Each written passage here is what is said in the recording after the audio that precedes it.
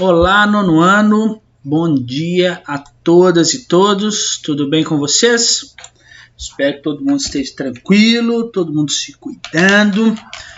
Hoje aí vou dar continuidade a nossos estudos aí da 17ª semana de aula.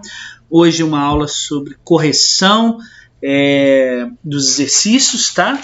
Correção, e nós estamos trabalhando sobre o capítulo 4, o último capítulo, e acredito que a nossa última aula sobre esse volume 2, o capítulo 4 que trata sobre a Europa e a Federação Russa, né? As conexões do Ocidente e do Oriente. Então eu comecei a fazer alguns exercícios com vocês, né, na nossa última aula, e hoje eu vou terminar, vou fazer mais alguns aqui para a gente poder consolidar o nosso conteúdo, beleza? Então eu separei alguns, não são todos, claro, né, mas se você precisar que eu corrija algum que não esteja aqui na lista ou que eu não tenha feito durante as nossas lives, as nossas aulas, né, você pode me encaminhar um e-mail, pode me procurar, que eu terei muito prazer em responder, tá bom? Então vamos ver aqui, ó. Desculpem, vamos ver esse primeiro exercício aqui, selecionado, o exercício 15. Olha só, no mundo contemporâneo, de modo geral, os motivos para se iniciar um conflito podem ter diversas origens, sendo não apenas de ordem étnica, mas da junção desta aos componentes econômicos, religiosos ou territoriais. Então estou falando de conflitos entre si que eles não têm um caráter só étnico, né? Mas que eles podem, esse caráter, né, étnico, pode fazer a junção com outros aspectos que vão levar aí aos conflitos geopolíticos, tá? Explique como o conflito do Cáucaso se enquadra nesse contexto. Então, pessoal, vamos lembrar aqui, ó. Os países que compõem o leste europeu apresentam um mosaico de etnia, várias etnias que preservam a sua nacionalidade e mantêm seus costumes tradicionais, assim como seus idiomas. Então, o leste europeu ele tem um mosaico étnico muito grande e essas etnias elas preservam a sua nacionalidade e mantêm os seus costumes tradicionais e a sua língua, tá? Se por um lado, né, essa condição contribui para a preservação de culturas milenares, né, que do contrário já estariam até extintas se não existisse essa preservação, por outro lado, pode se transformar em um combustível, seu pavio aí para os movimentos nacionalistas, né, e para o surgimento de grupos radicais. Tá? Então, se por um lado, né, esse local que tem uma diversidade, um mosaico étnico muito grande, é ótimo que as pessoas lá elas mantenham os seus costumes tradicionais, a sua língua, né, o seu idioma, como forma de preservar, mas isso também, né, serve como combustível para movimentos o quê? Nacionalistas. Nesse contexto, a região do Cáucaso, tá, é uma região conflituosa, tá? É uma região muito conflituosa devido ao quê? A grande diversidade étnica que ali existe, tá? E é uma diversidade étnica muito grande concentrada em um pequeno espaço territorial, tá bom? Também tem lá a presença de grandes reservas de petróleo, de carvão e gás natural, tá? E isso por si só, percebo, grandes etnias num espaço muito pequeno, né? Muitas etnias, né? Desculpa, num espaço muito pequeno, espaço esse com reservas minerais aí, grandes reservas de petróleo, carvão e gás natural, né? Isso vai levar a treta, confusão, né? A intolerância e os ressentimentos oriundos aí de conflitos passados, né? Aliados a invasões, anexações de território por parte de grandes impérios ao longo da história, né? São fatores que acabam também por influenciar e por alimentar o permanente estado de tensão de ser uma região conhecida como um barril de pólvora, tá bom? Deu para entender então? Então, pelo fato da região ali do leste europeu ser um mosaico étnico e as pessoas lá preservarem a sua nacionalidade, manter os seus costumes tradicionais, a sua língua, isso é ótimo para preservar a cultura das pessoas, mas por outro lado, isso também serve como combustível para movimentos nacionalistas, para grupos radicais, né? E a região do Cáucaso é uma região muito conflituosa, porque ali tem grande diversidade cultural, grande diversidade étnica, tá? Num espaço tão pequeno. Além desse espaço conter reservas naturais aí de combustíveis fósseis que são tão almejados pelas sociedades, várias intolerâncias e ressentimentos que existem ali são oriundos de um passado conflituoso, passado esse que está aliado a invasões e anexações de territórios por parte de impérios no passado, Império Austro-Húngaro, Império Turco-Otomano, tá bom? E esses fatores, né, eles podem servir, eles podem alimentar um permanente estado de tensão na região. Legal? Vamos ver mais uma. Olha 16. Explique em que medida a composição étnica da Crimeia influenciou a sua tomada pelo governo russo. Então, qual foi a ação aí que influenciou, né? Explique em que medida a composição étnica influenciou a tomada, né, de decisão aí do governo russo. Estão lembrados? Então, olha só, o conflito aí entre a Ucrânia, onde fica a Crimeia, né, e a Rússia, ele iniciou-se em 2014, a partir de um referendo que buscava sondar a população ante a integração da Crimeia ao território russo. Então eles foram perguntar à população como que seria isso, né? Será que a Crimeia, que é um território pertencente à Ucrânia, deveria ser integrada ao território russo? E essa região, ela é conhecida aí pela sua aproximação geográfica com a Rússia. A região da Crimeia tem uma proximidade com a Rússia, tá? E tem uma grande população lá de origem russa. Então, além da proximidade, tem muitos russos na região da Crimeia, tá bom? O referendo, ele foi considerado ilegítimo pelo governo ucraniano. Assim, não, vocês não podem fazer isso, não. É como se um pedaço do Brasil fizesse um referendo falando assim, a partir de hoje nós estamos anexando um território brasileiro aqui, a Argentina, por exemplo. E aí o governo ucraniano, ele não aceitou, ele falou, não, isso aí, esse referendo é ilegítimo, tá? E começou as tensões na região, né? Uma parte querendo se anexar à Rússia e o governo, né, no qual esse território pertencia, dizendo que aquilo não valia. A Crimeia, né, só para vocês terem uma ideia, ela inicialmente, no ano passado, ela foi ocupada pelos povos tártaros, tá, que foram gradativamente sendo substituídos por colonos russos durante as primeiras décadas da existência da União Soviética. Lembra da russificação? Pois é. E isso fez com que parte da população da Crimeia, sobretudo do leste, da região leste, mantivesse laços culturais com os russos, tá? Esse fato acabou justificando aí, em grande medida, a ação do governo russo, o governo de Moscou, de promover o quê?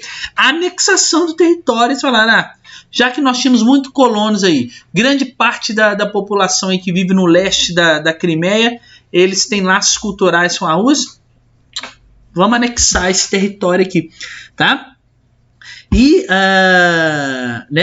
a própria região da Crimeia acabou se identificando, acabou apoiando esse processo russo, que ele colocou as tropas dele lá e falou, a partir de hoje isso aqui está anexado ao território russo. Treta com a Ucrânia, claro, confusão, né? Vamos ver mais uma aqui. Questão 18. Em 1986, o então líder soviético Mikhail Gorbachev propôs reformas econômicas para a União das Repúblicas Socialistas Soviéticas. Segundo ele, o país precisava ser reestruturado para explorar mais eficazmente os benefícios do socialismo. A partir daí, implantou-se a perestroika, ou reestruturação econômica, e a glasnost, que é a transparência, ou seja, a democratização e abertura do país. Caracterize a economia soviética antes das reformas propostas pelo Gorbachev. Então, como que estava a economia soviética antes das reformas que nós discutimos na última aula sobre a Federação Russa? E aí nós temos que pensar em alguns aspectos aqui. Sob o regime socialista, a população soviética desconhecia o desemprego e a concorrência, porque todo mundo era funcionário do Estado. Então eles não conheciam o que era desemprego, não conheciam o que era concorrência entre as empresas. Tá? Na União Soviética, os estabelecimentos comerciais, industriais, agrícolas, eles pertenciam ao Estado, tá? De padarias a hospitais, escolas, indústria petroquímicas, siderúrgicas, automobilísticas, tudo era do Estado. Tá bom? Assim, os trabalhadores eram funcionários públicos e cabia ao governo, então, que proibia qualquer tipo de iniciativa privada, não podia ter dentro do socialismo, empregar toda a população economicamente ativa da União Soviética. Então não existia desemprego na Rússia. Tá? Os trabalhadores eles precisavam produzir para atingir o quê? Metas estabelecidas pelo Estado. Mas estavam cientes que mesmo se não conseguisse cumprir aquela meta, o seu emprego estava o quê? Assegurado. Os salários, é claro, eles eram baixos em comparação, quando comparado a outros profissionais de mesmo nível que atuavam em países capitalistas no tempo da Guerra Fria. Então vamos supor lá, um cara que fabricava um carro na União Soviética, ele ganhava menos que uma pessoa que fazia a mesma coisa na Europa, por exemplo. Tá? Na Europa capitalista. Tá? Por isso a gente pode dizer aí, para complementar a renda desses trabalhadores, os soviéticos faziam pequenos concertos na clandestinidade, tá? Chamado bico, tá bom? Ignorando, claro, as proibições do governo. Era proibido fazer isso, mas muitos soviéticos, para complementar a sua renda, que era baixa, eles faziam bicos, tá? Porque para um funcionário ser demitido na União Soviética é só se ocorresse algum caso externo muito grave, porque eles não eram demitidos. Tá? Eles ignoravam essas proibições porque não iam mandar eles embora. Então essa era a economia soviética, anterior aí às reformas propostas por Gorbachev, Mikhail Gorbachev. Vamos ver mais uma. 19. As reformas econômicas trouxeram efeitos desastrosos para a economia russa, especialmente nos anos 90. Enumere os efeitos da perestroika para a economia russa. Então, foram medidas que o Mikhail Gorbachev ele teve que adotar, para fazer as suas reaberturas, o que ele estava propondo para o governo. Claro que elas tiveram efeitos assim, absurdos para a economia, russa, claro, principalmente na década de 90, aí, no finalzinho da União Soviética.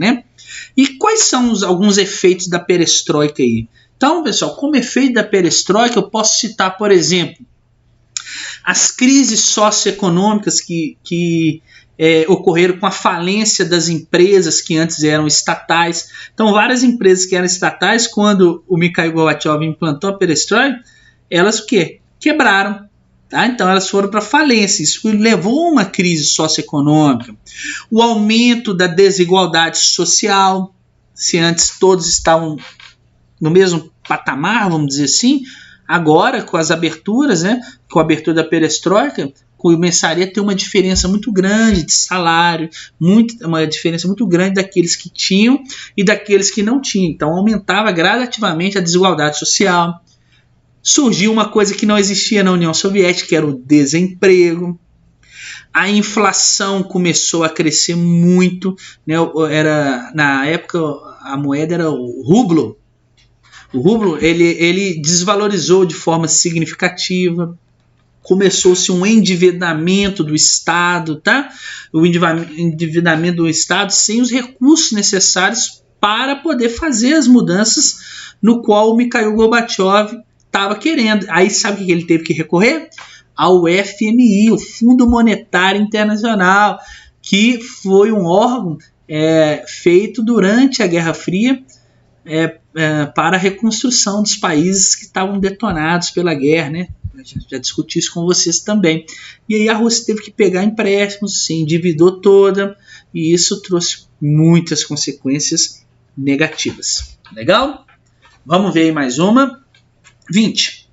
Apresente duas dificuldades enfrentadas pela sociedade da ex-União das Repúblicas Socialistas Soviéticas para se adaptar à realidade do sistema capitalista. Bom, pessoal, a crise econômica que se estabeleceu na Rússia e nos demais países que hoje compõem a comunidade dos Estados independentes, né, se estabeleceu na ex-União Soviética ainda na década de 70. Estão lembrados que eu falei? Ele começou lá na década de 70 e se aprofundou muito nos princípios dos anos 80. O seu mentor máximo na época da década de 80, né, o Mikhail Gorbachev, ele o quê? Ele idealizou e implementou, como eu falei com vocês, a perestroika, a restauração, né, para poder tentar fazer uma abertura maior da União Soviética. Nessa transição para o modelo capitalista, ou seja, nessa transição do socialismo para o capitalismo, foram estabelecidos que o fim do monopólio do comércio exterior pelo Estado. Então, ou seja, estava acabando aquela concentração do Estado, né, de todo o poder na mão do Estado, né? Então eles tiraram, por exemplo, deram fim ao monopólio, né? Tipo assim, todo o comércio exterior só era feito pelo Estado. Então eles acabaram com isso. Organizaram-se na época máfias, muitas máfias na União Soviética, constituídas de antigos dirigentes de empresas e ministérios que se apropriaram do patrimônio público e acumularam fortunas. Então, vários dirigentes do Partido Comunista, eles apropriaram de várias coisas que eram do Estado, né, e começaram a acumular riquezas muito grandes com isso, tá? E essas mudanças, é claro, elas transformaram a vida da população em um verdadeiro caos. Imagina, da noite para o dia, você fazer parte de uma república socialista e no outro dia você estava em um país diferente, em um país capitalista, tá? Então, muitos, até então, né, todos eles viviam, né, por décadas aí, viveram, né, por décadas sob o domínio socialista, não dispondo do acesso aos produtos de consumo, como perfume, roupas de grife internacional, aparelhos eletrodomésticos. Eles agora, da noite para o dia, eles podiam adquirir esses produtos na quantidade que precisassem ou quisessem. Antes não podia. Havia o que comprar na sociedade, mas boa parte da população que estava empobrecida pela crise não podia comprar, né? Não podia arcar com as despesas. Deve ter sido um caos, deve ter sido muito traumático aí para a população russa na transição do capitalismo, tá bom? Na transição para o capitalismo, melhor dizendo. Vamos ver mais uma aqui. Essa agora é a questão 3, pessoal, dos exercícios propostos. Explique como se organizou economicamente o espaço da União Soviética quando foi desintegrado politicamente em 1991. Bom, nesse contexto também já discutimos muito sobre isso. As ex-repúblicas soviéticas tornaram-se independentes e se agruparam em um novo bloco econômico. Qual que foi o bloco econômico? Comunidade dos Estados Independentes, a CEI, com exceção só das repúblicas chamadas bálticas, a Letônia, Lituânia e a Estônia, tá? Então eles se agruparam num novo bloco econômico, que era a Comunidade dos Estados Independentes. Legal? Isso é fácil, hein? Vamos ver mais uma. Questão 7.